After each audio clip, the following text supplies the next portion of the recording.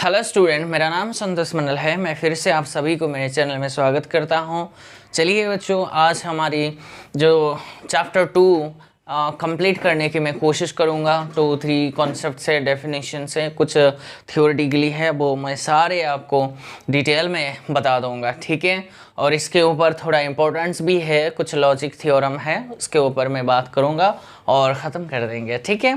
तो चलिए फिर शुरू करते हैं। अगर वो सारे वीडियोस आपको अच्छे से देखना है, प्रिपरेशन आपका अच्छे से होनी चाहिए माय डियर स्टूडेंट्स, ओके। तो चलिए फिर, तो चैप्टर लिख लो। अगर वो चैप्टर 2 अगर मैंने 2 लिया है तो उसको 2.3 ले लो और चैप्टर का नाम ले लो normal form of a matrix. Normal form बोलो या फिर इसको कहीं कहीं ऑथर कैनोनिकल फॉर्म भी बोल देते हैं, ठीक है। तो नॉर्मल फॉर्म जाने से पहले मैंने आपको रैंक के बारे में कुछ इन्फॉर्मेशन दिया था, ठीक है। अगर ये कोई भी मैट्रिक्स है, m क्रॉस n का कोई भी मैट्रिक्स है, अगर इस मैट्रिक्स का रैंक का नोटेशन ये चलता है, राइट। तो रैंक क्या होता है, मैंने आपको क्या क्या समझाया। एक तो होता है भैया नंबर ऑफ पीवोट गिन लो, राइट माय डियर स्टूडेंट्स। कितने पीवोट्स हैं वो सारे आपको गिनना है। नंबर ऑफ पीवोट्स होता है वो रैंक के इक्वल है। और क्या होता है नंबर ऑफ पीवोट्स, देखो, या फिर इस सिंबल का मतलब नंबर है बच्चों, ठीक है। आपको कंफ्यूज नहीं होना है, मैं बहुत सारा जगह ये नंबर मीन्स ये सिंबल मैं यूज़ किया करूँगा, ठीक है। तो नंबर ऑफ पीवोट्स बोलो या फिर नंबर ऑफ नॉन जीरो रोस बोलो, वो एक ही बात है, ये बोलो। या फिर डिटरमिनेंटल रैंक बोलो, या फिर और क्या बोलेंगे, डिटरमिनेंटल रैंक के अप्रोच है। ये क्या है मीन्स, ये ऐसा नहीं है। डिटरमिनेंटल रैंक मीन्स मैंने आपको बहुत अच्छे से समझाया और अभी इसके ऊपर बात नहीं करेंगे। और क्या आएंगे, ये किसके और इक्वल आएंगे आप जानते हैं। वो और दो कंडीशंस की इक्वल है, वो मैं डेफिनेशन देने के बाद वो मैं वहाँ चली जाऊँगा, ठीक है। एक होता है बच्चों row rank, right my dear student, ये एक डेफिनेशन लिख लो। एक होता है column rank, right my dear students. Row rank क्या है, कॉलम रैंक क्या होता है, ये नोटेशन है बच्चों। रो रैंक का नोटेशन, ये आर को पकड़ो, यहाँ कैपिटल आर लिख दो और जो मैट्रिक्स है वो लिख दो। और कॉलम रैंक का नोटेशन सी रख दो और जो मैट्रिक्स है यही है, ठीक है। तो इसका डेफिनेशन आप लिख लो कि भैया रो रैंक का डेफिनेशन क्या होता है। द मैक्सिमम, देखो, the maximum number of linearly independent rows of a matrix capital A is called its row rank. समझ रहे हो, is called the row rank of the matrix capital A, ऐसे बोलो, या फिर row rank of its matrix बोलो, आपकी मर्जी, ठीक है। And it is denoted by this symbol. तो इसके बारे में अगर मैं बोलूँ डेफिनेशन ये बनेंगे, द मैक्सिमम लेना है, वो नंबर होता है my dear students. Row rank is nothing but it is a number. लेकिन वो कैसी नंबर को लेना है, वैसे नंबर है ये कि को जो कोई की मीन्स एक मैट्रिक्स दिया होगा, उसके ऊपर कितने ऐसे नंबर है जो मीन्स वो लीनियरली इंडिपेंडेंट रोज कितने हैं वो आपको गिनना है। वो जो नंबर होता है वो होता है रो रैंक, ओके। कोई बच्चे कहता है सर लीनियरली इंडिपेंडेंट रोज क्या है, लीनियरली इंडिपेंडेंट कॉलम्स क्या है। भैया रो को देखना है, कोई भी मैट्रिक्स को, वो अगर लीनियरली इंडिपेंडेंट है या लीनियरली डिपेंडेंट है वो देखना है। आप बोलेंगे सर लीनियरली इंडिपेंडेंट डिपेंडेंट के बारे में मैंने फिलहाल इंट्रोड्यूस नहीं किया, लेकिन आप सुने तो होंगे ना माय डियर स्टूडेंट। वो जो इसके LI और LD वेक्टर्स भी हैं, लेकिन वो मैं चैप्टर 5 में शुरू करूँगा, क्योंकि यहाँ अगर मैं शुरू करूँ वो वेक्टर स्पेस का आ जाता है थोड़ा, वो उसको मुझे अच्छा नहीं लगता। इसलिए मैं यहाँ पहले तो मैं यहाँ शुरू करने की कोशिश किया था, लेकिन मैंने देखा कि इंटरलिंक बहुत सारे चैप्टर 4 की बात होता है, क्योंकि वेक्टर स्पेस पढ़ेंगे तब जाकर कुछ वेक्टर स्पेस से जनरेट होंगे, कुछ वेक्टर्स हम फाइंड आउट करने के पोजीशन में रहेंगे। लेकिन यहाँ मुझे हथियार नहीं है, अगर मेरे पास हथियार ही नहीं है उसके बारे में मैं इंट्रोड्यूस नहीं करूँगा। हाँ, मैंने डेफिनेशन में यूज किया है लीनियरली इंडिपेंडेंट का। इसका मतलब ये नहीं है कि आपने कभी लीनियरली इंडिपेंडेंट के बारे में आपको नहीं मालूम है, ठीक है।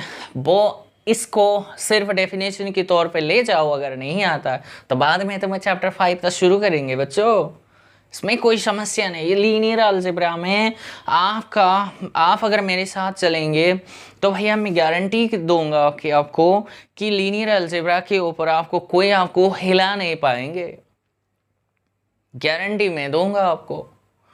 काम उतने करना है जितना मैं कर रहा हूँ माय डियर स्टूडेंट्स, वो भी अच्छे से प्रोफिशिएंट होनी है। ऐसा नहीं है कि ये हवा में, नहीं ऐसा नहीं, ऑनेस्टी मैंने कहा है, ईमानदार होनी चाहिए, ठीक है।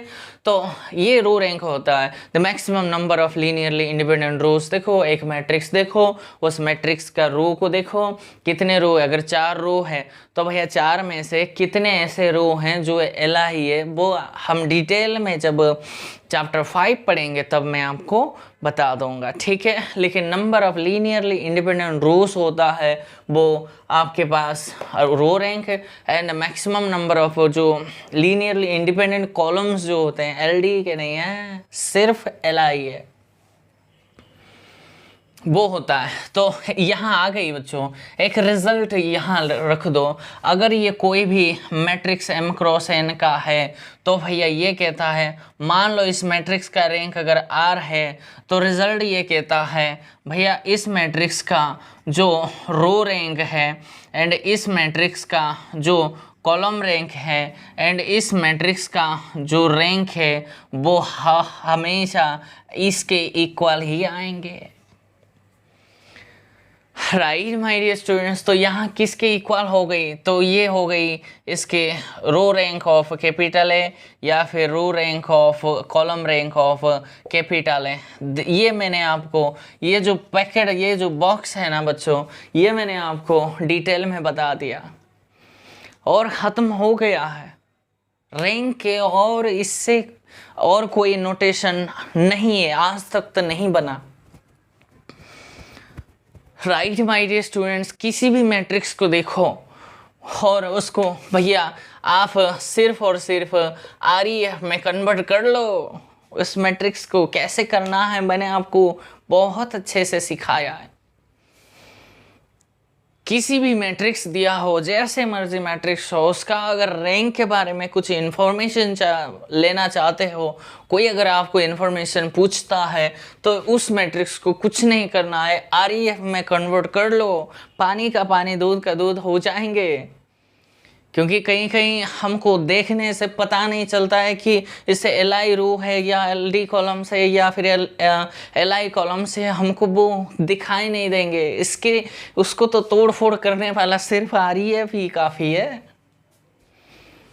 वो एलआई रो कितने हैं, एलडी रो कितने हैं, वो चेक करने के लिए कभी कभी हमको देखने से पता नहीं चलता, लगता है तो वो एलआई एलडी के रे एलआई की जैसे दिखाई तो दे रहा है, लेकिन जब हम करते चले जाएंगे वो एलआई के मीन्स एलडी हो जाता है। लेकिन वो जो साफ सुथरी कहाँ आएंगे, वो आरईएफ ही काफ़ी है।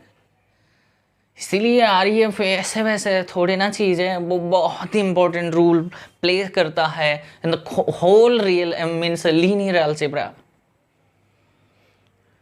Are you getting my points, my all dear students who are preparing for these exams and who are watching me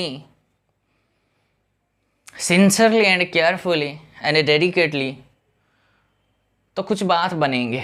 तो देखो बच्चों, किसी भी मैट्रिक्स का आप नंबर ऑफ पिवोट गिन लो या फिर नंबर ऑफ नॉन जीरो रोज गिन लो या फिर डिटरमिनेंटल रैंक के अप्रोच जा सकते हो, इसके अप्रोच, या फिर कितने ऐसे लीनियरली इंडिपेंडेंट रोज हैं वो भी रैंक के बराबर है, कितने number of means column linearly independent columns है वो भी रैंक के बराबर आ जाता है।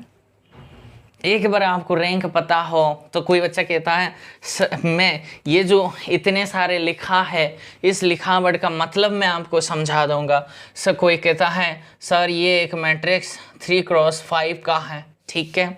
अच्छा ध्यान से सीखो बच्चों, जो मैं के चीज़ें आपको कहना चाह रहा हूँ, कहने के लिए मैं यहाँ हूँ, मैं वो सुन लो।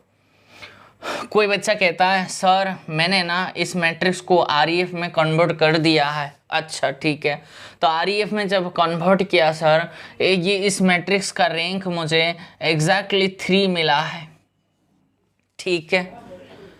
तो देखो इस मैट्रिक्स का देखो रैंक ऑफ कैपिटल ए मेरे पास 3 है।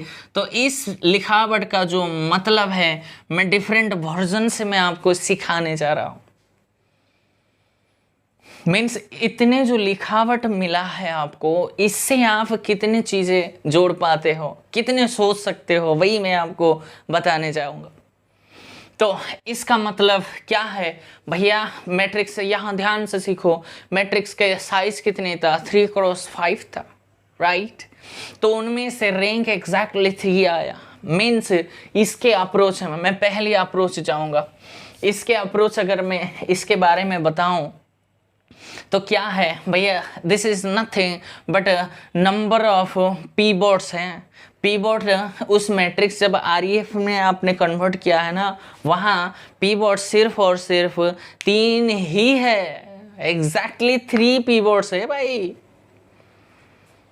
क्लियर है, ये हुआ नंबर ऑफ कीबोर्ड्स के लैंग्वेज में। इसके लैंग्वेज अगर कोई पूछेगा तो ये इतने आपको आपके पास इंफॉर्मेशन है, ये 2 इंफॉर्मेशन है, यही से आप कह देंगे भैया रोस नंबर ऑफ रोस 3 था और कॉलम्स कितने 5 थे भैया। उनमें से जो 3 रोस है ना वो सारे के सारे क्या है, नॉन जीरो रोस 3 ही है।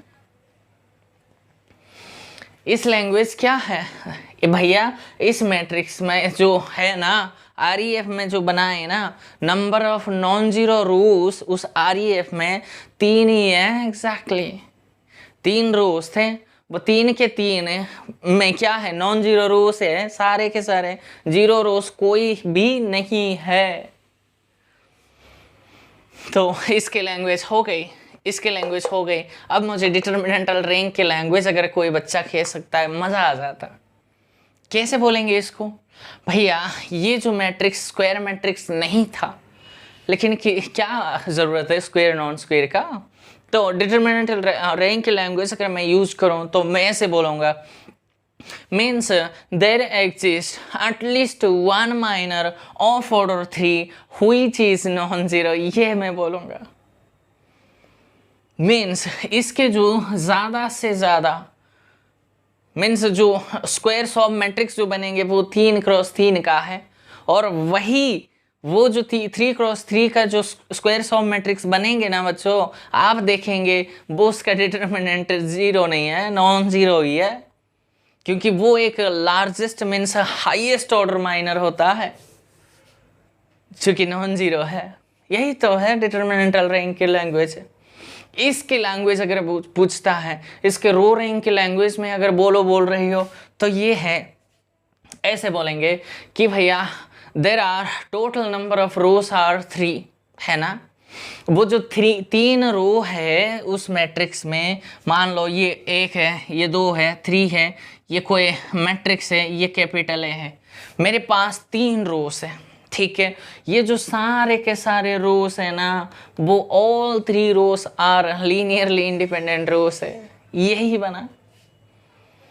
That means there are total number of rows are 3, है ना, is equals to 3, and out of 3 rows all 3 rows are linearly independent rows, ये बना इसकी लैंग्वेज। समझ रही हो, 3 ही रो था, वो सारे के सारे एलआई रो है भैया, ठीक है। इसकी लैंग्वेज हो गई, इसकी भी हो गई, इसके एक बच्चा ये, इसको आप ध्यान से सीखो। ये कहता है मेरे पास 5 कॉलम थे, मीन्स ये बना 1 2 3 4 5, समझ रही हो। मान लो ये C1 C2 C3 C4 C5 है, right my dear student. So total number of columns कितने हैं? 5 है। उनमें से ये जो रैंक कितने दिया है? 3 दिया है। उनमें से ऐसे बोलेंगे we have 5 columns, out of 5 3 columns are linearly independent, ऐसे बोलना है। Out of 5 columns 3 columns are linearly independent and rest and other 2 columns are LD मत बोल देना बच्चे ना, यहाँ इतने उसके तो लैंग्वेज साफ सुथरी नहीं होते हैं, इसलिए बाकी जो 2 रो बचे हैं हिला ही नहीं है तो वो LD बने, ऐसा नहीं है, यही लैंग्वेज यूज करना है। And 2 columns are the linear combination of this 3 columns। समझ रही हो? Are you getting my points my dear students? जो 3 कॉलम है, मान लो कोई बच्चा कहता है सर ये 3 कॉलम मैंने देखा है, ये C1 and C2 and C4, ये जो है ना सर ये LI है, आपने चेक किया है, वेरीफाई भी किया है। LI कैसे LD कैसे चेक करते हैं वो तो चैप्टर 5 में सिखा दूंगा, लेकिन फिलहाल मैं थीम समझाने जाऊंगा, वो थीम समझो। सर ये 3 ही LI कॉलम्स है, अच्छा, और ये जो बचेंगे ये जो C2 एंड C5 है ये किस टाइप का कॉलम्स है? अगर LD मत बोल देना, this is the linear combination of this columns. Clear my dear students? तो कोई बच्चा कहता है सर यहाँ मैंने एक मैट्रिक्स लिया है, ठीक है, ये सर 7x11 का है, ठीक है, इस मैट्रिक्स का रैंक सर 5 दिया है, ठीक है।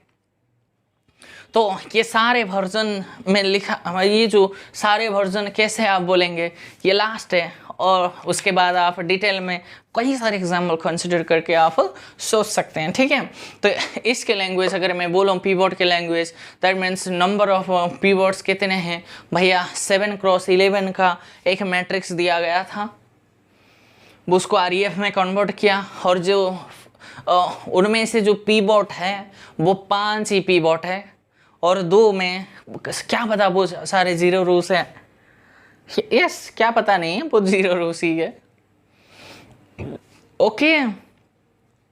तो नंबर ऑफ पीवोट्स 5 पीवोट्स है। तो इसको जो 7x11 का मैट्रिक्स का साइज था ना बच्चों, उनमें से जो नॉन जीरो रोस हैं वो 5 ही है।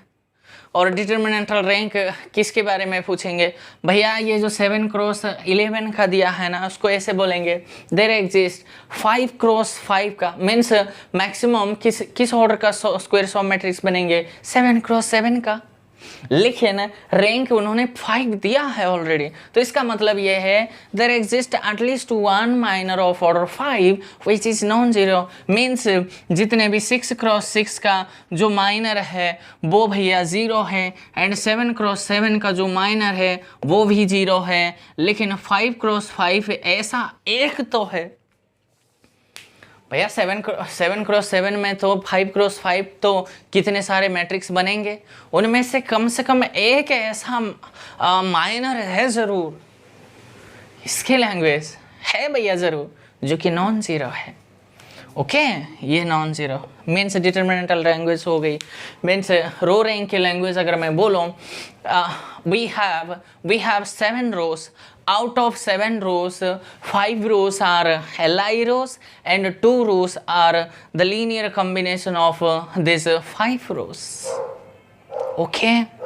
इसके लैंग्वेज अगर मैं बोलूँ, we have 11 columns, out of 11 columns we have 5 columns are LI columns and rest of 6 columns are the linear combination of these 5 columns।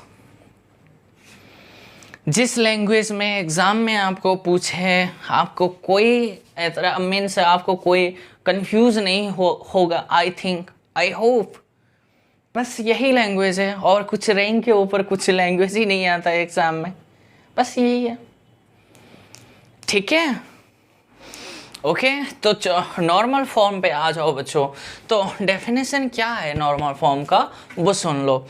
Any of the following form of the matrices is are called the normal form और canonical form of the matrix. मान लेते हैं ये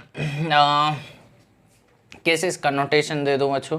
तो notation कुछ नहीं है, देखो मीन्स आई आर इस टाइप के मैट्रिक्स, या फिर आई आर करके यहाँ जीरो यहाँ जीरो यहाँ जीरो करके मैंने ऐसे एक बॉक्स बना दिया। ये भी एक मीन्स कोई मैट्रिक्स ऐसे भी हो सकता है, आई आर करके ये ज़ीरो है मैंने ऐसे दे दिया।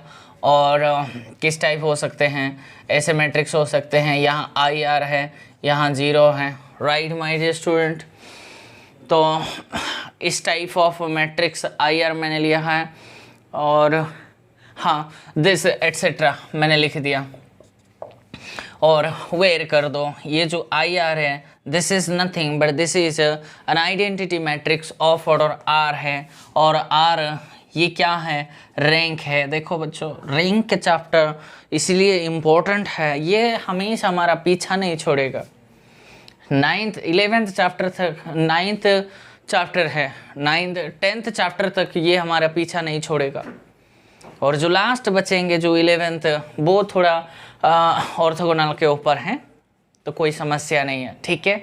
ये आर रैंक है, मीन्स कोई भी मैट्रिक्स इस फॉर्म का अगर आपको दिखे तो उस टाइप ऑफ मैट्रिसेस को हम कोई नहीं बोलेंगे उसको कैनोनिकल, या फिर कैनोनिकल नहीं कैनोनिकल बोलते हैं, and normal form of the matrix कहते हैं। कुछ नहीं करना है बच्चों, अगर आपको मीन्स कुछ क्वेश्चंस आपको पूछेगा, reduce the following matrix in the normal form, अगर कुछ क्वेश्चंस पूछे, मैंने आपके सामने एक मैट्रिक्स ऐसे ले लिया 1 2 3 4 ऐसे मैट्रिक्स है, एंड 4 3 1 2 मैंने ले लिया, एंड 3 4 1 2 मैंने एक मैट्रिक्स ले लिया। किस ऑर्डर की माय डियर स्टूडेंट्स, ये 3x4 का है, ठीक है। और मुझे बताओ कुछ नहीं करना है, रेड्यूस इस मैट्रिक्स को नॉर्मल फॉर्म में कन्वर्ट करना है। तो कैसे करेंगे, इस मैट्रिक्स का REF फाइंड आउट कर लो 1 2 3 4, और मैं टाइम को वेस्ट नहीं करूँगा। 4 - 4 दिस मीन्स 0, 4 - 8 मीन्स 3 - 8 का क्या बनेंगे -5, 1 - 9 सॉरी ये मैंने आई थिंक मैंने इसको गलत लिख दिया है, ये 3 होनी चाहिए, ये 3 है, ये 4 है, अब ये 4 है, ये 3 है, अब सही है, ठीक है। कुछ भी नहीं है, कोई भी मैट्रिक्स हो, लेकिन ये मैट्रिक्स मैंने किया था ना, इसलिए मैंने यही लिख दिया। सो ये क्या बन जाएंगे, 4 - 2 क्या बन जाएंगे, 4 - 6 4 - 6 माइनस का 2, 1 - 9 - 8 एंड 2 - 12 दैट मीन्स माइनस का 10 बना। और इसको मैंने फर्दर पूरे में 2 कॉमन लेके ये मैंने ऐसे लिख दिया था, यहाँ 1 यहाँ 2 यहाँ 5 ऐसे आ रहा था, 8 था ना, 2 से कॉमन जाएंगे तो ये 4 है, ठीक है। तो यहाँ 4 माइनस ये बना 0, ये बना कितने बच्चों 3 माइनस REF का है, 3 माइनस का 8 है, 3 माइनस का 8 तो दैट मीन्स -5 एंड 1 - 12 माइनस का 11, 2 - 16 2 - 16 का माइनस हुआ 14। और इसको अगर मैं फर्दर REF में करो 1 2 3 4 ऐसे के वैसे 0 1 4 5 है, तो अगर मैं इसको 5 से मल्टीपल करके ऐड करता हूँ तो मुझे क्या मिलता है, मुझे बताओ 0, और ये भी बना 0, ये 5 है, ऐड करना है 20 - 11 का ये बना 9, और 25 प्लस का ये बना 11। तो कितने रैंक आया माय डियर स्टूडेंट, सॉरी ये नहीं है, ये वाला है नॉन ज़ीरो। पीवट्स कितना है, इस मैट्रिक्स का रैंक आया है 3, राइट माय डियर स्टूडेंट्स। तो भैया मीन्स इस मैट्रिक्स का रैंक आया 3 है और वो बोलता है भैया IR means identity matrix 3 order का बनाना है और जो जितने बचे हैं वो सारे को 0 भरना है आपको। So therefore the normal form of the matrix कैसे होगा, अगर ए आप नोटेशन दे रहे हो तो ऐसे बनेंगे 3 ऑर्डर का एक मीन्स ये ऐसे बनेंगे इसका नोटेशन मीन्स I3 बनाओ I3 कैसे बनेंगे 1 0 0 0 1 0 0 0 1 राइट।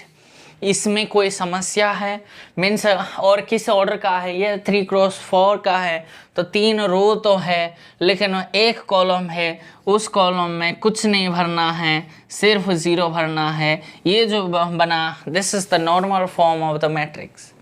इसका नोटेशन ऐसे लिखा जाता है। सो भैया किस टाइप ये दिखाई मिले मीन्स इस टाइप का है ना, ये मीन्स ये बना, ऐसे भी तो आप डॉटेड लाइन बना सकते हो, ये बना आइडेंटिटी मैट्रिक्स मीन्स ये जो मैट्रिक्स है ये I3 डॉट जो बचा है उसको 0 लेते हैं। ये 0 0 मैंने इसलिए लिया, अगर ये 2x2 का बनता और मीन्स मान लेते हैं, मान लो कि भैया यहाँ जो है ना रो ऐसे कुछ है, सिचुएशंस कुछ इस टाइप्स का है 0 0 0 इस टाइप का सिचुएशन है मान लो, तो भैया वो तो गारंटी है इस मैट्रिक्स का रैंक तो भैया 2 है राइट।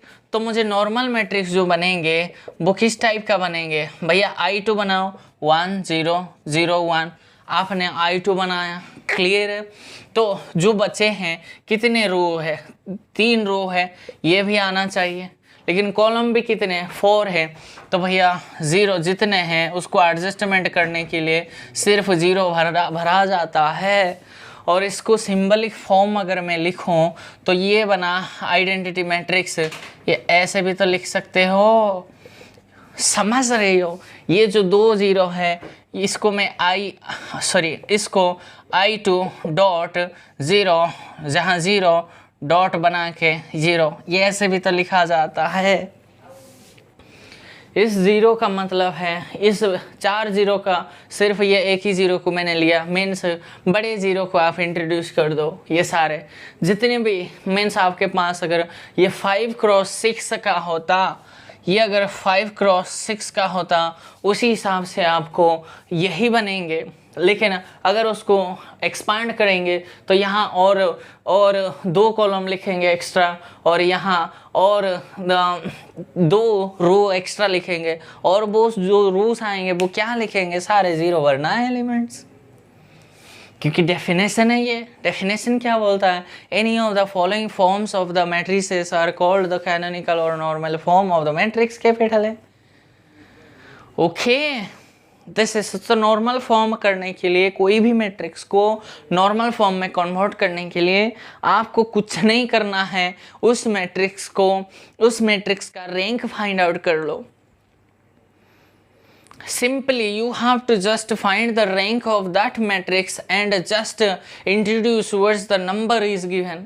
जो नंबर आएंगे, मान लेते हैं उस मैट्रिक्स का रैंक R है तो वो उसको आप ऐसे इंट्रोड्यूस करना है, जितनी ऑर्डर का मैट्रिक्स है उसी हिसाब से आपको ये फॉर्म होगा, या फिर ये इस फॉर्मेट में या फिर इस फॉर्मेट में हो सकते हैं। ओके कोई समस्या है इसमें, कोई डाउट्स है, समझने में आपको कोई तकलीफ तो नहीं हो रहा है माय डियर स्टूडेंट्स। कोशिश मैं बहुत जारी रखता हूँ कि आपको मेरे सारे वीडियोस आपका बहुत हेल्पफुल हो। बिगिनर बच्चा भी सीख सकता है माय डियर स्टूडेंट्स। बिगिनर बच्चा अगर उसको बीएससी में एमएससी में उनको कुछ भी नहीं आता था तब भी वो इस एग्ज़ाम को क्लियर कर पाएगा, गारंटी है, क्योंकि मैंने क्लियर किया है, क्योंकि मैंने बीएससी एमएससी में रट दिया था, कॉन्सेप्ट के कुछ आता नहीं था, लेकिन thanks to Yushit Tyagi sir, I love you sir, वो बहुत ही मेरे गुरुजी का इतने बड़े फ़ैन हूँ, मैं किसी का नहीं हूँ, उसने मेरी ज़िंदगी बदल दिया है। तो मैं भी यही कोशिश है कि मैं आपके कुछ काम आऊँ, ऐसा नहीं कि मैं आपकी ज़िंदगी बदल दूँगा, बदल भी सकता हूँ अगर आप चलेंगे तो। ओके, तो बस ये हुआ नॉर्मल फॉर्म। उसके रिस्पेक्टली मैं आपको लास्ट में वो एक्सरसाइज में उससे जो क्वेश्चन है मैं आपको वो दे दूँगा, ठीक है। तो अब हम चलते हैं वो एलिमेंट्री मैट्रिक्स के ऊपर, और उसके बाद कुछ 2-3 डेफिनेशन करके हम आज के लेक्चर को ऑफ करेंगे। चलिए बच्चों, एलिमेंट्री मैट्रिक्स के ऊपर आ जाओ, और इसके ऊपर थोड़ा मैं इम्पोर्टेंस आपको बता दूंगा। एलिमेंट्री मैट्रिक्स बोलो या फिर इसको ई मैट्रिक्स भी बोल देते हैं, मीन्स सिंपली ई करके हाइपन लिखो मैट्रिक्स, राइट। ई मैट्रिक्स बोलो या फिर एलिमेंट्री मैट्रिक्स बोलो, वो एक ही बात है। क्लियर है? तो चलिए इस मैट्रिक्स का पहले डेफिनेशन पढ़ेंगे, उसके बाद जो नोटेशन से मैं आपको सिखा दूंगा, और बाद में जो रिजल्ट्स हैं मैं आपको वो दे दूंगा, ठीक है। चलिए फिर, तो डेफिनेशन ये कहता है कि इस एलिमेंट्री मैट्रिक्स का डेफिनेशन यही है, ए मैट्रिक्स, कोई भी a matrix obtain from unit matrix या फिर आइडेंटिटी मैट्रिक्स बोलो या फिर यूनिट मैट्रिक्स, वो एक ही बात है। So a matrix obtained from a unit matrix by a single elementary transformation or single elementary operation is called an elementary matrix or E matrix. Means ये कहता है, मान लो ये कोई भी आपके पास एक 1 0 0 0 1 0 0 0 1, मान लो ये आपके पास कोई भी आइडेंटिटी मैट्रिक्स है, ठीक है। इस मीन्स एलिमेंट्री मैट्रिक्स और कुछ भी नहीं है, ये एक मैट्रिक्स होता है, लेकिन किस टाइप से भैया, वो आइडेंटिटी मैट्रिक्स से ही ऑब्टेन होता है, लेकिन कैसे? देयर इज समथिंग रूल, समझ रहे हो? कुछ रूल, कुछ पैटर्न्स है भैया। वो पैटर्न्स ये कहता है, इस मैट्रिक्स, ये एक आइडेंटिटी मैट्रिक्स है, इस आइडेंटिटी मैट्रिक्स के ऊपर आप कोई भी एक एलिमेंट्री, मैंने बोला, और एलिमेंट्री ऑपरेशन बोला मैंने, एलिमेंट्री रो ऑपरेशन या फिर एलिमेंट्री कॉलम ऑपरेशन, पार्टिकुलरिटी मैंने शो नहीं किया है, सिर्फ मैंने किया कि भैया एलिमेंट्री ऑपरेशन बोला है, सिंगल, वो भी अंडरलाइन करना है सिंगल को। सिर्फ एक बार इस मैट्रिक्स के, आइडेंटिटी मैट्रिक्स के ऊपर कोई भी आपके मर्जी एलिमेंट्री ऑपरेशन आप यूज कर लो, वो जो रिजल्टेंट मैट्रिक्स बनेंगे उस मैट्रिक्स को ही हम ई मैट्रिक्स कहते हैं, बोला जाता है said to be known as. कोई बच्चा कहता है सर एलिमेंट्री ऑपरेशन तो भैया 3 होते हैं, 3 कॉलम का है, 3 रो का है। हाँ जी बिल्कुल है, आपने सही जानते, आप जानते हो, सही है। तो भैया कोई बच्चा कहता है सर इस मैट्रिक्स को ना मैंने रो 1 रो 3 को इंटरचेंज कर दिया और मैंने बी मैट्रिक्स बनाया, ठीक है। रो 3 को आपने मीन्स 0 0 1 एंड 0 1 0 एंड इसको आपने बना दिया 1 0 0। क्या ये सर ये जो मैट्रिक्स बना सिंगल यूज करना है? आपने अगर रो यूज करते हो तो ये जो बना ये है ई मैट्रिक्स भैया, this is called elementary matrix. कोई बच्चा कहता है सर मैंने एक सी मैट्रिक्स बनाया, ठीक है, कैसे बनाया? सर मैंने इस सेकंड रो को -3 से मल्टीप्लाई कर दिया। अच्छा, तो इसके ऊपर तो भैया ऐसे के वैसे रहेंगे, इसको -5 × 0 तो -5 0 0 0 1। ये जो मैट्रिक्स बना ये भी एलिमेंट्री मैट्रिक्स है। सिंगल एलिमेंट्री ट्रांसफॉर्मेशन, आपको सिंगल एलिमेंट्री ऑपरेशन यूज करना है। कोई बच्चा कहता है सर मैंने एक डी मैट्रिक्स बनाया, लेकिन कैसे? ये सिर्फ और फोकस करना है बच्चों, यहाँ पर ऐसा मत कर बैठना, इसके ऊपर आप चला दो। डेफिनेशन ये आपको परमिशन नहीं दे रहा है, परमिशन डेफिनेशन ये कहता है डिफाइन है भैया, something which is define is called a definition. समझ रही हो? डेफिनेशन एलिमेंट्री मैट्रिक्स का डेफिनेशन ये बना, कोई भी यूनिट मैट्रिक्स को यूनिट मैट्रिक्स आइडेंटिटी मैट्रिक्स को ऊपर सिंगल एलिमेंट्री ट्रांसफॉर्मेशन आप यूज कर लो, वो जो रिजल्टेंट मैट्रिक्स बनेंगे वो उसको ही हम एलिमेंट्री ई मैट्रिक्स कहते हैं। इस पर लगा मत बैठना। कोई बच्चा कहता है सर मैंने कॉलम 1 कॉलम 2 को इंटरचेंज किया, मीन्स ये बना 0 1 0 है और 1 0 0 है एंड 0 0 1। क्या यह सर ये भी एक एलिमेंट्री मैट्रिक्स है? बिल्कुल है, बिल्कुल है। कोई बच्चा कहता है सर मेरे पास एक ई मैट्रिक्स है, ठीक है ये मैट्रिक्स का है, ई मैट्रिक्स मैंने लिया लेकिन मैंने ऐसे कर दिया सर, R1 को मैंने R1 माइनस 3 R2 कर दिया। अच्छा, तो रो 1 को आप कैसे कर दिया? भैया आप यहाँ लिखो, पहले रो 1 को रो 1 लिखो 0 0 1, ये सॉरी मेरी देखो गलती मत कर बैठना, यहाँ से उठाना है 1 0 0, ये हुआ रो 1 को माइनस करना है, ये माइनस करना है किसको? रो 2 को, ये हुआ रो 2 को 3 से मल्टीप्लाई कर दो, सो दैट मीन्स 0 3 0 है। और इसको आप क्या करेंगे? सब्ट्रैक्ट करेंगे ना, या फिर इससे ऐसे कर दो और ऐड कर दो इसको, क्या है एक ही तो बात है। ये 0 बना, ये -3 बना और ये जो 1 ये बना, रो 1 में ये लिखना है, मीन्स 1 -3 0, और आप कुछ नहीं कर रही हो इसको 0 1 0 एंड 0 0 1। ये जो मैट्रिक्स बना, इस मैट्रिक्स भी, इसको भी हम एलिमेंट्री मैट्रिक्स कहेंगे। ओके, तो कॉलम में भी आप अप्रोच यूज कर सकते हो। तो कुछ नोटेशन मैं आपको बता दूंगा माय डियर स्टूडेंट, वो नोटेशन आपको आपके माइंड में वो सेट करना है और उसके ऊपर मैं आपको फर्दर एक एग्जाम्पल लेके वेरीफाई करवा दूंगा, ठीक है। तो नोटेशन है ये, कुछ सम इम्पोर्टेंट नोटेशन है। खल नोटेशन के मतलब है, तो एक होता है नोटेशन EIJ एंड एक होता है I ऑफ K एंड एक नोटेशन होता है EI, थोड़ा स्पेस छोड़ के ऐसे करके या ऐसे लिखना है, ठीक है। ये रोज वाले के लिए है एंड कॉलम्स के लिए ये जो है ना FIJ ऐसे नोटेशन दिया जाता है and FI of K and FI space J of K ये होता है। बस यही 6 नोटेशंस है। उस 6 नोटेशंस को मैं बारी बारी से बोल दूंगा कि भैया ये होता है, इस नोटेशन का मतलब लिखो EIJ denotes this denotes, this is nothing but this is an also an elementary matrix.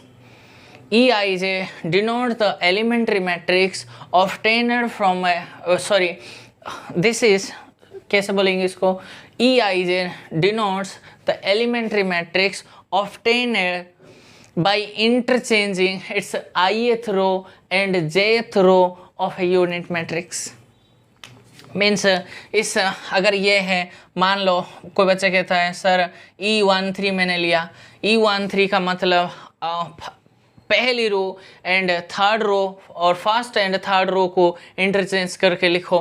Means ये बोल रहा है 0 0 1 एंड 0 1 0 1 0 0। ये जो है ना, ये जो मैट्रिक्स बना, इसका नोटेशन यही है, ये रो ऑपरेशन है। मीन्स एलिमेंट्री रो ऑपरेशन का एलिमेंट्री मैट्रिक्स के ऊपर यही नोटेशन दिया जाता है। E13 का मतलब interchanging of ith row, one first and third row किसका? Of a unit matrix. Okay, तो इसका मतलब ये हुआ, इसका मतलब है FIJ denotes the elementary matrix obtained by interchanging its ith column and jth column, ith and jth column of a unit matrix। Means ये यूनिट मैट्रिक्स है। मान लो कोई बच्चा कहता है सर F, मैंने यही मैं ले रहा हूँ F13, अगर मैं कैलकुलेट करके देखूँ तो क्या आएंगे? F13 का मतलब 1 एंड 3 का इंटरचेंज करना है, ये यहाँ चले जाएंगे, दैट मीन्स 0 0 1 एंड ये वैसे के वैसे पढ़ेंगे और ये 1 0 0। देखो ये हुआ फर्स्ट एंड थर्ड कॉलम को इंटरचेंज कर दो यूनिट मैट्रिक्स, वो जो बनेंगे उसको F13 कर दो और आप देखेंगे E13 F13 वो सेम है। तो रिजल्ट यहाँ मैं यहाँ रिजल्ट लिखता हूँ। पहले रिजल्ट बना कि भैया EIJ ये जो है ना हमेशा FIJ के इक्वल होता है हर एक I एंड J के लिए। This is my result. ये तुक्का नहीं लगा है, एक के लिए नहीं है, ये आप वेरीफाई भी कर सकते हो। हमेशा होता क्या है लॉजिक इसके ऊपर, भैया इसका row first and second row को आप इंटरचेंज कर रही हो, ये एलिमेंट्स देखो यहाँ चले जाता है, यहाँ एलिमेंट यहाँ चले जाता है। भैया कॉलम करने से ये एलिमेंट यहाँ चले जाता है, ये जो एलिमेंट था वहाँ चले जाएंगे, बस इतना ही तो लॉजिक है। ठीक है। सेकेंड, इसका मतलब ये बोलो भैया किसी मीन्स एक यूनिट मैट्रिक्स का किन्हीं भी एक ith रो को पकड़ो, उससे k से मल्टीप्लाई करके जो वैल्यू आता है वही होता है EI के। मीन्स EI के denotes the elementary matrix obtained by obtained from a unit matrix by multiplying क्या है, by multiplying ith row by ये नॉन जीरो नंबर के। ऐसे बोलो, ये थोड़ा लैंग्वेज साफ सुथरी नहीं हुआ, उसको काट दो, ऐसे अच्छे से लिखो। EI of k will denotes the elementary matrix obtained by multiplying the ith row of a unit matrix by a non-zero number k। ऐसे लेना है, ठीक है। तो इसका नोटेशन मैंने आपको समझा दिया था।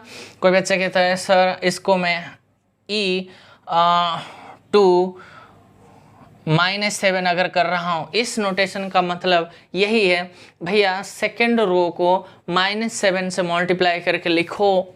सेकेंड रो को, तो फर्स्ट रो तो कुछ नहीं होगा, तो सेकेंड रो को -7 से मल्टीप्लाई करना है, दैट मीन 0 -7 0 और जो बचा है यही है E2-7। और आप देखेंगे F2 -7 भी आप जब कैलकुलेट करेंगे यही आएंगे, क्योंकि कॉलम को सेकेंड कॉलम को -7 से मल्टीप्लाई कर रहा है। ये तो रिजल्ट बन गई यहाँ भी।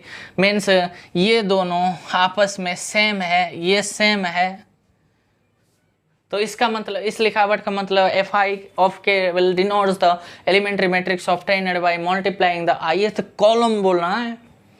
ये कॉलम के लिए, ये रो वाला के लिए, ठीक है। multiplying by ith column of a unit matrix by a non-zero number k है, ये इक्वल नहीं है। इसका लिखावट का मतलब क्या है, जो लास्ट ऑपरेशन मैंने यूज़ किया है, मीन्स किन्हीं भी ith रो को, मीन्स जो यही ऑपरेशन है, ये जो EIJ मैं आपको समझा दूंगा। दिस इज नथिंग बट ये जो RI इज इंटरचेंज्ड RJ, इस लिखावट का मतलब यही है। EI ऑफ k का मतलब किन्हीं भी ith रो को आप रिप्लेस करो k के साथ, RI ये होता है। And EI of J of k ये जो होता है, किन्हीं भी ith रो को आप रिप्लेस करो RI प्लस में k टाइम RJ। ये नोटेशन और कुछ नहीं है। सिमिलरली कॉलम के लिए आप ये भी लिख सकते हो। सो ये वाला कैसे बोलेंगे, तो दिस इज ये आप अंग्रेजी में बोल सकते हो, उसका कर सकते हैं, क्या नहीं है। तो इसका मतलब EIJ of k will denotes the elementary matrix obtained, देखो obtained by adding, देखो by adding the elements of the ith row of a unit matrix, the product of any number k to the corresponding elements of the jth row। बस यही है अंग्रेजी, और क्या है। आप देखेंगे इसको और इसको इक्वल कभी नहीं आएंगे, लेकिन हाँ ये जो है ना EIJ ऑफ k सेम होगा FJI, इसका ट्रांसपोज कर दो, उससे ये इक्वल हो जाएंगे, लेकिन डायरेक्टली वो इक्वल नहीं होगा। ओके तो यहाँ से क्लियर कट इतने इंफॉर्मेशन देने के बाद आपके दिमाग में ये तो क्लियर हुआ होगा कि भैया ये आइडेंटिटी मैट्रिक्स है, उसका डिटर्मिनेंट तो नॉन जीरो है ना बच्चों। तो भैया ये ई आई जे मीन्स इंटरचेंज करना है, ई आई ऑफ के मीन्स किसी भी आईएथ रो को आप के से मल्टीप्लाई करना है या फिर किसी भी आईएथ कॉलम को के से मल्टीप्लाई करना है। ये तो भैया यहाँ से तो क्लियर कट है, रिजल्ट लिख लो बच्चों। सो एलिमेंट्री मैट्रिक्स जो बनेंगे वो हमेशा नॉन सिंगुलर बनेंगे, क्या सहमत है? ये इसका डिटरमिनेंट क्या आएंगे? ये भैया इंटरचेंज करने से तो सिर्फ माइनस का सिंबल आएंगे, तो प्रूफ कर देते हैं। सिंपल सा प्रूफ है, 2 लाइन का है, तो मैं तो सिंपल में लिखूंगा, लेकिन आपको वर्ड यूज करके लिखना है कि भैया मैंने इसको पकड़ा रो का, सिमिलरली आप कॉलम का भी सिमिलरली करके कॉलम का भी लिख सकते हो। मैंने ई आई जे को पकड़ा, भैया ई आई जे क्या है? इसका डिटर्मिनेंट तो भैया माइनस का, आइडेंटिटी का डिटर्मिनेंट जो कि -1 है, जो कि नॉन जीरो तो है, नॉन सिंगुलर हो गई। इसका मतलब क्या है कि नहीं भी के मीन्स ये क्या है? ई आई ऑफ के क्या है? इसका डिटर्मिनेंट लेके चलेंगे तो के आई तो है ये, और ये के इंटू 1 बनेंगे, जो कि के और के ऑलरेडी नॉन जीरो है। हाँ जी है। और इसका क्या करना है? वो ऐड करने से ई आई ऑफ जे ऑफ के का डिटर्मिनेंट तो भैया आइडेंटिटी का डिटर्मिनेंट है, जो कि 1 है और 1 नॉन जीरो नंबर है। प्रूफ हो गई, रॉकेट साइंस थोड़ी ना है। ओके तो रिजल्ट, पहले रिजल्ट हो गई, elementary matrices are always non singular है। नॉन जीरो मत बोल देना, नॉन सिंगुलर है, ठीक है। चलते हैं बच्चों, एलिमेंट्री मैट्रिक्स का इनवर्स के बारे में थोड़ा आगे आया था एग्ज़ाम में, लेकिन फिलहाल अभी तो वो पूछता नहीं क्योंकि कॉन्सेप्चुअल हो गए ना। तो लेकिन फिलहाल रिजल्ट के लिए आप सेकेंड रिजल्ट लेके चलो कि सेकेंड रिजल्ट में पार्ट 1 में ऐसे बना लो। ई आई जे का जो इन्वर्स है ना बच्चों, वो सिर्फ और सिर्फ ई आई जे ही रहता है। इसका प्रूफ आप इन्वर्स से भी कर सकते हो, नहीं तो स्किप भी कर सकते हो, सिर्फ सिंपल सा आपको याद रखना है। और ई आई ऑफ के का जो इन्वर्स है ना माय डियर स्टूडेंट्स, वो ई आई तो देखो ये सेम रहता है, लेकिन ये जो के है वो कांस्टेंट 1/k सिर्फ रख दो, और वो जो मैट्रिक्स बन के आएंगे वो उसका इन्वर्स है, एलिमेंट्री ऑपरेशन का है। एंड थर्ड जो बचा क्या है, ई आई जे ऑफ के, इसका जो इन्वर्स है वो कुछ नहीं है, ई आई जे ही आता है, लेकिन सिर्फ और सिर्फ माइनस के शिफ्ट करना है। और एफ आई जे का इन्वर्स भी यही आएंगे, एफ आई ऑफ के का इन्वर्स भी ये एफ आई ऑफ 1/k। आप सिमिलर वो 3 आप लिख सकते हो, ठीक है। बस इतना है।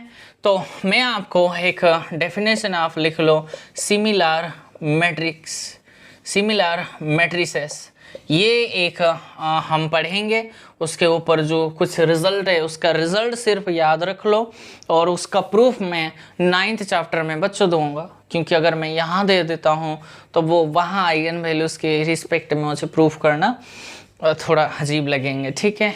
एक झटके में मैं 9th चैप्टर जो कि हमारी मोस्ट इम्पॉर्टेंट है, मोस्ट मतलब मोस्ट है, वहाँ से 30 मार्क्स तो 9th चैप्टर में आता है, लेकिन इसको जो बच्चे को नहीं आता है वो तो 9th चैप्टर कुछ कर ही नहीं पाएगा ना, ठीक है।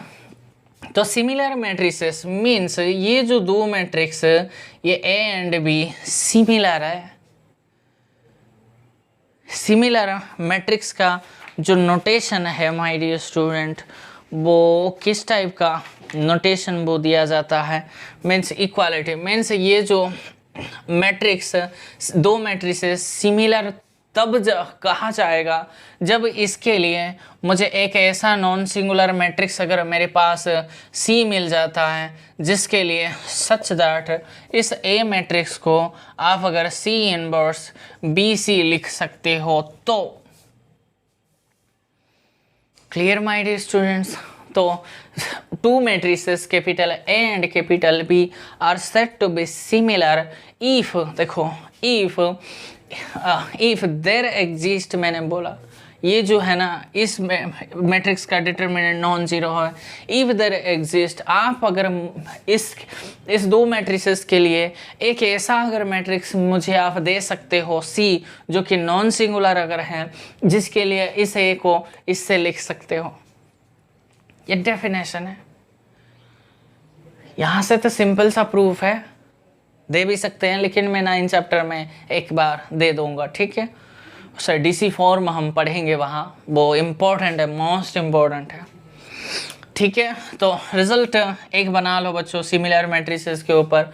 तो रिजल्ट ये बना, if two matrices are similar, अगर ये एंड बी दो अगर सिमिलर मैट्रिसेस हैं तो इसका भैया डिटर्मिनेंट जितने हैं इसका डिटर्मिनेंट मीन्स डिटर्मिनेंट बोलो, ट्रेस बोलो, या फिर उसका रैंक हमेशा सेम आते। लेकिन कोई मैट्रिक्स अगर इक्विवेलेंट था तो उसके लिए सिर्फ रैंक इक्वल है, डिटर्मिनेंट ट्रेस इक्वल हो भी सकता है, नहीं भी हो सकता है, नीड नॉट का था। तो रिजल्ट बन गई, if two matrices are E and B are similar, then they have same rank, same determinant and same trace। लेकिन 9 चैप्टर में इसके और भी बढ़ेंगे, उसका आइगन वैल्यू, आइगन वेक्टर वो, और मैक्सिमल, मिनिमल एंड जो कैरेक्टरिस्टिक वैल्यू वो भी सारे इक्वल आएंगे, वो तो बाद में पढ़ेंगे, ठीक है। सेकंड रिजल्ट लिख लो। देखो कोई मैट्रिक्स अगर सिमिलर है तो गारंटी वो तो इक्विवेलेंट ही है। रिजल्ट बन गई बच्चों, if two matrices are if two matrices are similar then they also equivalent। समझ रही हो, मीन्स सिमिलर मैट्रिक्स ऐसे भी तो लिख सकते हो इसका, similar matrices are always equivalent matrices, but converse true नहीं है। रिजल्ट थर्ड बना के लिख लो, ऐसे लिखो, if two matrices are row equivalent then they need not be the similar matrices. If two matrices are row equivalent, या row मत बोल दो, if two matrices are equivalent then they need not be similar. ये बना result, okay. तो एक definition लिख लो, कॉन्ग्रुएंट। कॉन्ग्रुएंट पहले ऑपरेशन लिखो, कॉन्ग्रुएंट ऑपरेशन होता क्या है एंड कॉन्ग्रुएंट मैट्रिक्स क्या है उसके बारे में आपको मैं बता के इसके ऊपर थोड़ा बहुत 2-3 रिजल्ट बता के मैं आज ख़त्म कर देंगे, ठीक है। तो कॉन्ग्रुएंट ऑपरेशन, ये नाम से तो पता चलेगा ये एक ऑपरेशन है। Congruent operation of a square matrix है, खाली ध्यान रखना है ये। Congruent operation of a square matrix is an operation, क्या है, इज एन ऑपरेशन क्या है, दैट मीन्स एवरी, ये वर्ड याद रखना है, every row operation is followed by the corresponding same column operation। means every row operation is followed by the corresponding same column operation है। Means ये matrix अगर कोई है बच्चों 1 2 3 4 अगर है, इसको अगर आप उसको कन्वर्ट करोगे REF में या फिर कुछ भी, कॉन्ग्रुएंट ऑपरेशन अगर आपको कोई पूछता है कॉन्ग्रुएंट ऑपरेशन यूज कर लो। वो 9th चैप्टर में इसका, 9th नहीं 10th चैप्टर में इसका बहुत का मीन्स क्वाड्रेटिक फॉर्म में इसका यूज की बहुत शानदार होती है। लेकिन मैंने यहाँ डेफिनेशन दे दिया, वहाँ आपको मैं थीम समझाऊंगा। तो अगर बोल रहा है सर इसको मैं एक ऑपरेशन यूज किया, कैसे ऑपरेशन, √2 को सर मैंने √2 माइनस 3 √1 कर दिया, ठीक है। तो जो मैट्रिक्स बना उसको लिखो, 1 2 है, 3 माइनस दैट मीन्स 0, और 4 माइनस 6 है तो -2 बना, इसका ये बना। तो ये जो है ना, तो भैया ये जो नेक्स्ट आप लिखेंगे ना, ये ऐसे लिखो, C2 is replaced by C2 minus 3 times C1 है। मीन्स ये कॉन्ग्रुएंट ऑपरेशन आप यूज करने का परमिशन है। मीन्स एवरी रो ऑपरेशन, जितने भी रो ऑपरेशन लगाते हो सीधे ही उस मैट्रिक्स के ऊपर ही कॉरेस्पॉन्डिंग कॉलम ऑपरेशन यूज करना है। ओके तो C2 को मीन्स इस मैट्रिक्स को आप इससे मल्टीप्लाई करके ये करना है। दैट मीन्स क्या करना है माय डियर स्टूडेंट्स, क्लियर है? इससे कोई शक है, कोई प्रॉब्लम है आपको, कोई दिक्कत है? सेम ऑपरेशन आपको, कॉलम ऑपरेशन आपको यूज करना है। इसका 10th चैप्टर में तो बड़ी शानदार में हम काम करेंगे, बड़ा मज़ा आएगा आपको। लेकिन यहाँ एक रिजल्ट लिख लो, if two matrices are congruent, वो तो कॉन्ग्रुएंट मैट्रिक्स का डेफिनेशन पहले लिखो। पहली वर्जन में इसका बोलता हूँ, दूसरी वर्जन में प्योर एग्जैक्टली मैं डेफिनेशन बोलूँगा। Two matrices A and B are said to be congruent if there exist a non singular matrix, अगर मुझे P मिलता है, नॉन सिंगुलर मैट्रिक्स P अगर मिलता है सच दैट इस A को अगर इस मैट्रिक्स का ट्रांसपोज BP, ये ऐसे अगर लिख सकते हो तो, जैसे कि सिमिलर में, इनवर्स में, ये ट्रांसपोज में अगर आप मिल सकते हो। Two matrices A and B are said to be congruent if there exists a non-singular matrix P such that A is equals to P transpose BP। या फिर इसका ऑपरेशन यूज करके अगर बोलेंगे to matrices A and B are said to be congruent of each other, दोनों के बीच congruent है if one of them is obtained by applying the congruent operation on the other। इसके ऊपर आपने congruent operation यूज करके जो matrix बनाया वो उसके ऊपर जो मिक्स आएंगे, जो उसका नाम अगर मैं B देता हूँ, ये दोनों congruent है क्योंकि congruent operation यूज करके वो obtain हुआ है। तो यहाँ से क्लियर है, जो मैट्रिक्स, दो मैट्रिक्स अगर कॉन्ग्रुएंट है वो सारा मीन्स गारंटी है, वो तो इक्विवेलेंट है। तो देखो रिजल्ट बन गए। पहले रिजल्ट लिख लो, congruent matrices are always equivalent matrix, means if two matrices are congruent then they are also क्या है, इक्विवेलेंट है। बट कॉन्वर्स ट्रू नहीं है। रिजल्ट बना लो second, if two matrices are row equivalent they need not be means congruent matrices. और rank के ऊपर अगर आप बात करेंगे, if two matrices are congruent then they have same rank, तो जे है भैया, लेकिन need not have the same determinant and same trace नहीं है उनका। समझ रहे हो? बस इतना ही है। कुछ कॉन्सेप्ट्स जो इम्पोर्टेंस था मैंने आपको समझा दिया था, और इसके ऊपर में 10th चैप्टर में बड़ा काम करेंगे, बहुत सारे रिजल्ट्स भी वहाँ आएंगे, लेकिन मैंने डेफिनेशन यहाँ दे दिया, ठीक है। और इसी के साथ माय डियर स्टूडेंट्स चैप्टर 2 भी कम्प्लीटली ओवर हो चुका है। इसमें अगर आप कोई परेशानी फेस करते हैं, कोई प्रॉब्लम, दिक्कत आप फेस करते हैं, तो आप मुझे कॉल या फिर व्हाट्सअप कर सकते हो, ठीक है। तो कुछ मैट्रिक्स में आपको एक्सरसाइज के लिए मैं दे दूंगा, वो आपको करना है। चलते हैं बच्चों, मैंने आपके सामने 2.3 एक्सरसाइज में कुछ क्वेश्चंस लिया है। पहले क्वेश्चन के लिए इस मैट्रिक्स को आप कैनोनिकल या फिर नॉर्मल फॉर्म में कन्वर्ट कर लो एंड उसका रैंक भी फाइंड आउट कर लो। दूसरी में मैंने कुछ एलिमेंट्री मैट्रिक्स आपको फाइंड आउट करना है कॉरेस्पॉन्डिंग टू, मैंने कुछ ऑपरेशन लिया है, elementary operation, E operation, E matrices means elementary matrices and ये होता है एलिमेंट्री ऑपरेशंस, ठीक है। Also find the inverse of E matrices, जो इसका इनवर्स आपको फाइंड आउट करना है, ठीक है। इस देखो बच्चों, भैया आप ये जो आर आर लिखा है, भैया मैंने रो लिखा है, सी मीन्स कॉलम में, इसकी जगह तो ई, इस मीन्स ये जो लिखावट आपके सामने है R1,3 मैंने लिया है, ये कुछ नहीं है, E13 है, ऐसे लिखो, या फिर ई आप 1 करके कॉमा लिखो, वो एक ही बात है। और ये जो यहाँ है इंटरचेंज है, ये इंटरचेंज का है ना, ये कॉमा यहाँ रखो या न रखो आपके मर्जी। कहीं कहीं ऑथर रख देते हैं, कहीं कहीं नहीं।